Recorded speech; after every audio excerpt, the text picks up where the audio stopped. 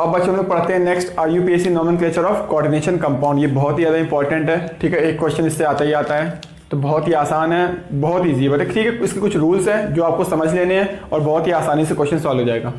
तो लिगेंड को हमेशा सेंट्रल मेटल एटम से पहले लिखते हैं, पहला रूल तो आपको ये याद रखना है, ठीक है ना। अब कुछ लिगेंड आपको याद रखने हैं, जैसे CN माइनस क्या होता है, ये सब क्या है, चार्ज वाले लिगेंड है, मतलब CN पे -1 का चार्ज होता है, Cl पे -1 का चार्ज होता है। इसको क्लोरो बोलते हैं, इसको साइनो लिखते हैं, इसको ऑक्सो लिखते हैं, इसको नाइट्राइडो लिखते हैं। तो ये लिखा होगा आपको, ठीक है। जिनके लास्ट में 8 आता है उसको ATO में कन्वर्ट कर देते हैं, जैसे एक कार्बोनेट होता है तो कार्बोनेटो लिखते हैं, ये सल्फेट होता है इसको क्या लिखते हैं, सल्फेटो लिखते हैं। तो ये लिगेंड आपको याद रखने हैं। तो ये सारे चार्ज लिगेंड है, इनके ऊपर क्या होता है, चार्ज होता है, ठीक है। अब देखो ये वो लिगेंड है जिनके ऊपर कोई चार्ज नहीं होता, मतलब न्यूट्रल लिगेंड है, जैसे कि वाटर को एक्वा बोलते हैं, इसको एमाइन बोलते हैं, पेरिडीन बोलते हैं, कार्बोनिल बोलते हैं, CO है ये, ठीक है ना, कार्बन मोनोऑक्साइड, मतलब EN को मतलब क्या बोलते हैं, इथाइलिन डाई एमाइन बोलते हैं, ठीक है। NO2 माइनस को नाइट्राइटो बोलते हैं, इसको क्या बोलते हैं, सल्फाइटो बोलते हैं। तो फर्स्ट रूल तो ये आपको याद रखना है कि लिगेंड का नाम सेंट्रल मेटल एटम से पहले लिया जाता है, ठीक है ना।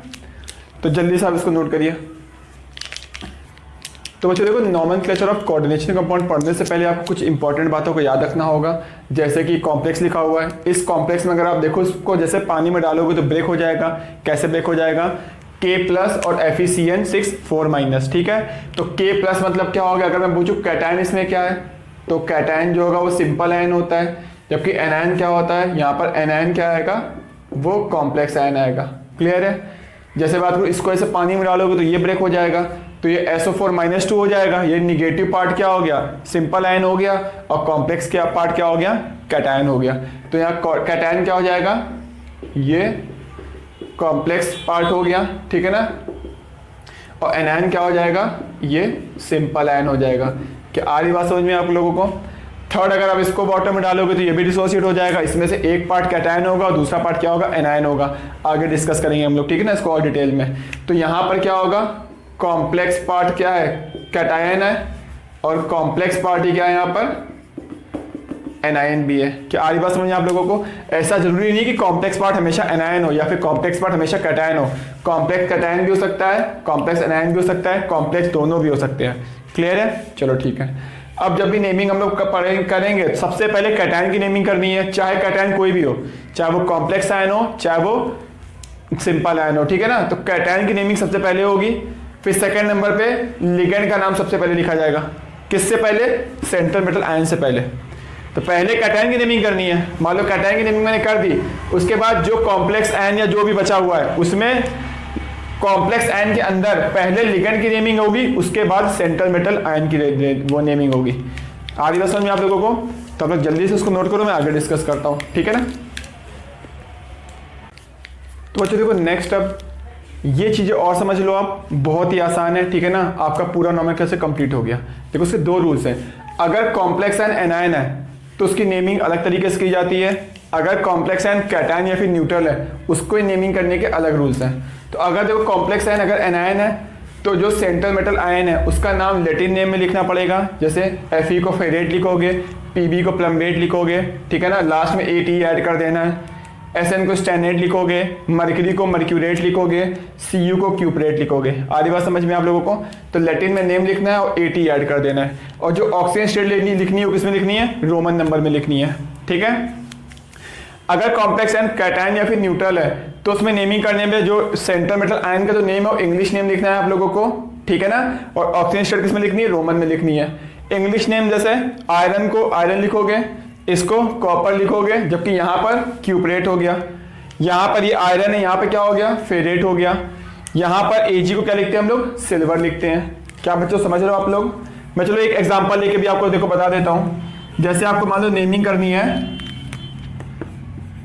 K4 FeCN6 की। आगे बात समझ में आप लोगों को। तो उसकी नेमिंग कैसे होगी, सबसे पहले क्या करना है, कैटायन का नाम लिखना है। अभी रूल्स बताया था मैंने। कैटायन की नेमिंग क्या करोगे आप, सबसे पहले क्या लिखोगे, पोटेशियम लिख दिया, ठीक है।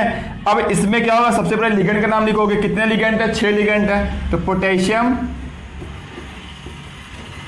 हेक्सासाइनो हो गया, क्लियर है। अब आयरन है, यहाँ पे कॉम्प्लेक्स आयन देखो क्या है यहाँ पर, इसके ऊपर चार्ज कितने का है, इसको जब पानी में डालोगे तो -4 आएगा, इस पे कितने का आएगा 1 K पे +1 तो 4 K पे +4।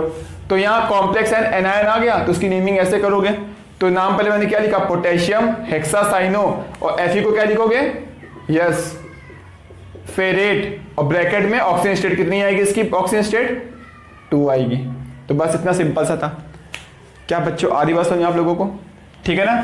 तो देखो इसका भी मैं एक एग्जांपल लेके बता रहा हूं, जैसे इसका मैंने एग्जांपल ले लिया CuNH3 का होर 4, ठीक है ना, SO4।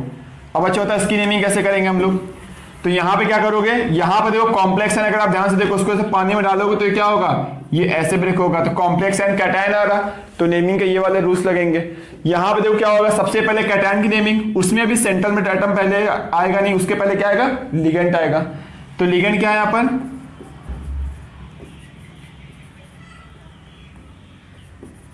टेट्राएमाइन हो गया, क्लियर है। Cu मतलब क्या हो गया, कॉपर हो गया। वहां पे होता क्यूप्रेट लिखते हैं, जबकि यहाँ पे कॉपर लिखेंगे। अब रोमन में इसकी ऑक्सीजन स्टेट लिखो, कितनी आएगी 2 आएगी, ठीक है ना।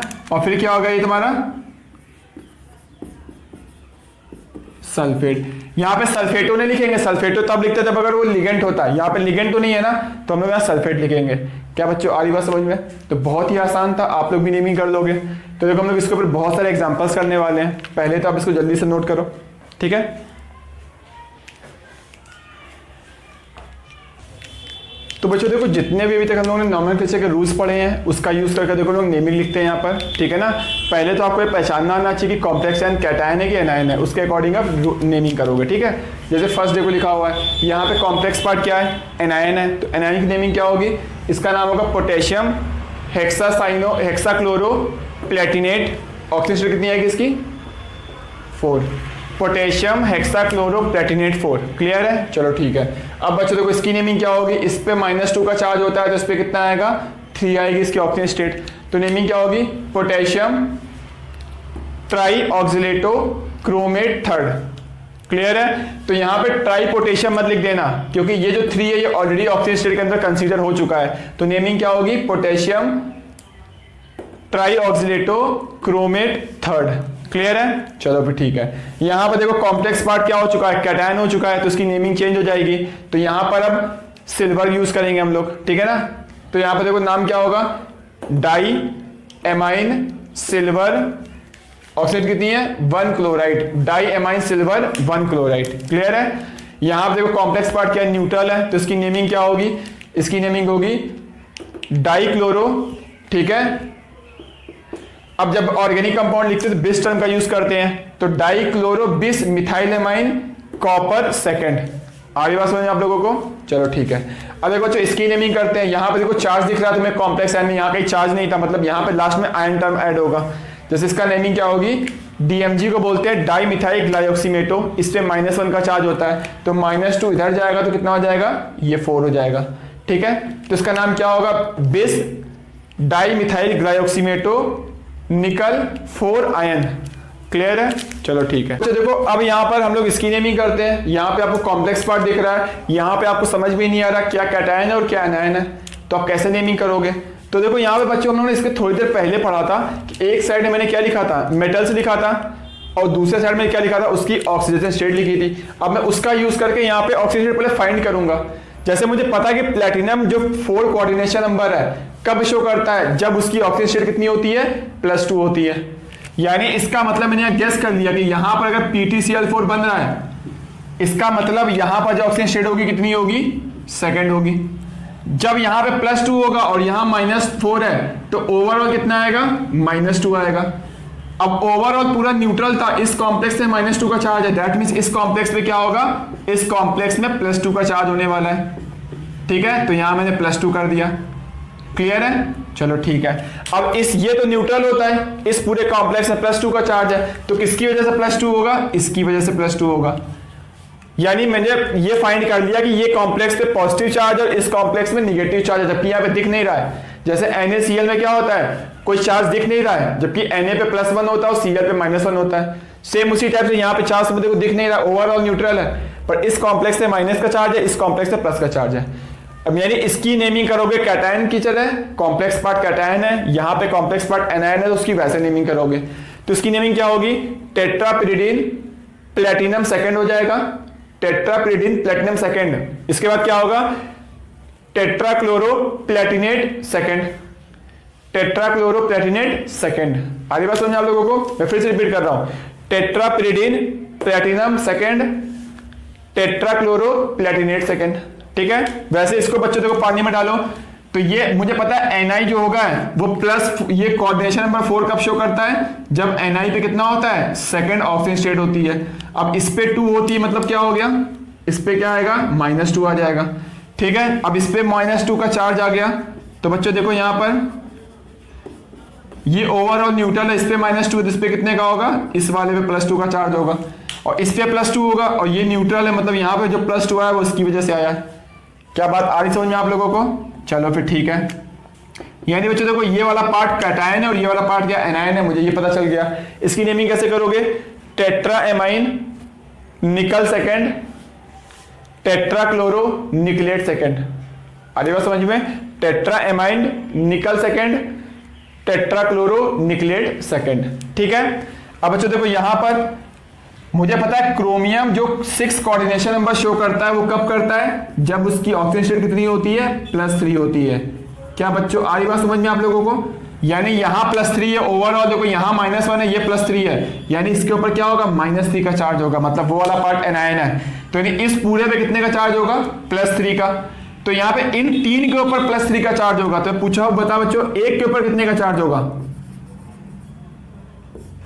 समझो मेरी बात को, मैं बोला इस पूरे पे कितने का चार्ज होगा, इस पूरे पे होगा +3, बढ़िया 3 पे +3, तो एक पे कितने का होगा, +1 का होगा। समझो इस बात को, ठीक है, यानी इस कॉम्प्लेक्स से +1 का चार्ज है, और अमोनिया होता है न्यूट्रल और ये होता है -1, यानी इसके ऊपर चार्ज कितने का आएगा, इसके ऊपर 3rd का चार्ज आएगा। यानी ये वाला कॉम्प्लेक्स पार्ट पॉजिटिव है, ये वाला कॉम्प्लेक्स पार्ट निगेटिव है। ठीक है, और ये 3 का यूज कहां पर हुआ है, ऑक्सीडेशन स्टेट में यूज हो चुका है, तो आपको ये नेमिंग में नहीं लिखना है, क्योंकि यहां पे -3 तो पूरे पे +3 होना चाहिए, ये +1 क्यों है, इस 3 की वजह से +1 है। ठीक है, तो इसकी नेमिंग क्या होगी, अब देखो यहां पर डाइक्लोरो टेट्राएमाइन। ठीक है, अब ये नेमिंग देख लेना अल्फाबेटिकल ऑर्डर से, तो पहले क्या आएगा, टेट्राएमाइन डाइक्लोरो कोबाल्ट थर्ड। ठीक है, टेट्राएमाइन डाइक्लोरो कोबाल्ट 3rd हो जाएगा, और ये क्या हो जाएगा, hexacyano chromate 3rd, hexacyano chromate 3rd। मैं फिर से एक बार पूरा बताता हूं, tetraammine dichloro cobalt 3rd, hexacyano chromate 3rd। Clear है, तो आप लोग जल्दी से इसको नोट करो, मैं और आगे डिस्कस करता हूं। ठीक है ना, और अगर आपको अभी भी कोई डाउट हो तो प्लीज कमेंट करके जरूर पूछिएगा। ठीक है ना, देखो बच्चों देखो नेक्स्ट हम लोग पढ़ते कुछ कॉमन नेम आपको बोल दिए जाएंगे कभी कभी लिखने के लिए। देखो कॉमन नेम हम लोग कैसे लिखते हैं, जैसे लिखेगा Cr2 है, यानी यहाँ पर क्रोमियम के ऊपर ऑक्सीजन स्टेट 2 आनी चाहिए, और बोल क्या रहा, कॉम्प्लेक्स फॉर्म करना है जिसमें 2 वाटर होने चाहिए, तो मैंने यहाँ वाटर कितने लगा दिए, 2 लगा दिया, और ऑक्सिलेट लिगेंड कितने होने चाहिए, 2 होने चाहिए, वो क्या होता है C2O4 होता है। क्लियर है, अब बताओ बच्चों, अब तुम्हें ये गेस करना है कि इस कॉम्प्लेक्स के ऊपर चार्ज क्या होगा। तो जैसे मैं बात करूं यहाँ पर 2 चार्ज होना चाहिए और ये न्यूट्रल होता है, तो इस पे 1 पे -2 होता है, तो 2 पे कितना हो गया, -4, -4 और +2 कितना हो गया, -2 बचा, यानी इस कॉम्प्लेक्स में चार्ज कितने का आएगा, -2, तब क्रोमियम पे +2 आएगा। क्लियर है, चलो ठीक है, तो ये भी बहुत सिंपल सा लिखा हुआ है, जैसे लिखा हुआ है प्लेटिनम 4 लिखा हुआ है, यानी प्लेटिनम के ऊपर ऑक्सीडेशन स्टेट 4 होनी चाहिए। 2 EN लिखा मतलब इथाइलिन डाइमाइन है, तो चलो मैं लिख देता हूं, EN क्या होगा तुम्हारा, ये न्यूट्रल लिगेंड होता है। क्लियर है, 2 थायोसाइनेट है। ठीक है, थायोसाइनेट क्या होता है, ये HCN होता है। क्लियर है, अब बोलो बच्चों यहाँ पर इस कॉम्प्लेक्स में चार्ज कितने का होगा, तो ये न्यूट्रल होता है, इस पे -1 होता है, तो -1 इंटू 2 क्या होगा, -2 और +4 कितना बचा, +2, यानी इस कॉम्प्लेक्स पे चार्ज कितने का होगा, +2 का होगा, यानी ये कंप्लीट कॉम्प्लेक्स लिखा हुआ है। ठीक है, तो बहुत ही आसान था, आप लोग कर लोगे। 3rd ये दिख रहा है, इस सिल्वर लिखा हुआ है, इस पे 1 की ऑक्सीजन स्टेट होनी चाहिए विद 2 साइनाइड लिगेंड, तो साइनाइड मतलब क्या हो गया, 2CN हो गया। तो यहाँ +1 आना चाहिए और इस पे -1 होता है, तो -1 इंटू 2 -2, -2 +1 क्या हो गया +1। तो यहाँ पे जब +1 होगा तब वहां पे वैल्यू, यहाँ पर क्या होगा -1, तो यहाँ -1 होगा और ये -2 उधर जाएगा तो +1, तो यहाँ क्या आएगा +1 आ जाएगा। तो इस कॉम्प्लेक्स में कितने का चार्ज होगा -1 का। ठीक है, अब बच्चों देखो यहाँ पे जिंक के ऊपर 2 ऑक्सीजन स्टेट आनी चाहिए, 4 अमोनिया लिगेंड है, तो चलो मैं लिख देता हूँ 4 अमोनिया लिख देता हूँ। ठीक है, अब बताओ कॉम्प्लेक्स में चार्ज कितने का होगा। अमोनिया क्या होता है न्यूट्रल होता है, और यहाँ तुम्हें 2 लाना है, मतलब यहाँ पे भी क्या करना पड़ेगा +2 करना पड़ेगा। तो बच्चों आप लोग को आ रहा समझ में आप लोगों को, ठीक है ना। अगर आपको अभी भी कोई डाउट है तो प्लीज कमेंट करके पूछ लेना। तो आप लोग जल्दी से इसको नोट करिए, मैं आगे डिस्कस करता हूँ।